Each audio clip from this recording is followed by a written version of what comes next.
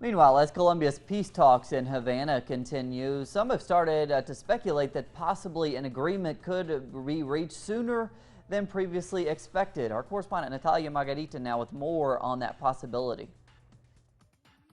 It's been 3 years since the Colombian government and the FARC rebels began peace talks with a 6-point negotiation agenda.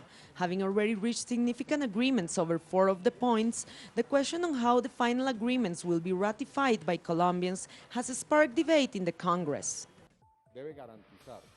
Whatever the ratification mechanism, it must ensure faithfulness with what has been agreed.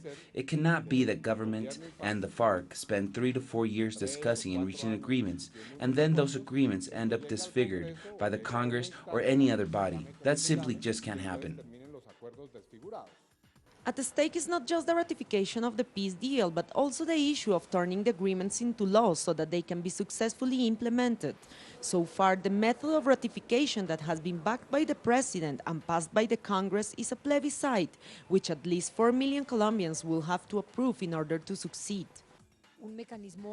There should be a fast and responsive mechanism, such as a plebiscite, but the plebiscite should leave open and active the possibility for a constituent process.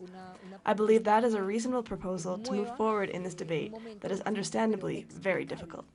The FARC has insisted the agreement should be ratified by a constituent assembly of people from all political currents, rather than a plebiscite in which Colombians will vote either yes or no, and that for some sectors is a dangerous move, especially within an electoral system known for its lack of transparency and corruption.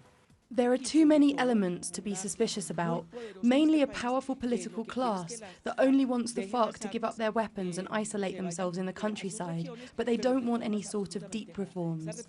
Those are the reforms to be discussed in the plebiscite, so it's not as easy as just saying yes or no to the agreements. Beyond the debate, what the FARC has strongly complained about is that the mechanism for ratification, which is part of the negotiation agenda, is not being discussed within the peace talks, but rather imposed to them, which they have said breaks the bilateral principle of the negotiations. Natalia Margarita, Telesur, Bogotá.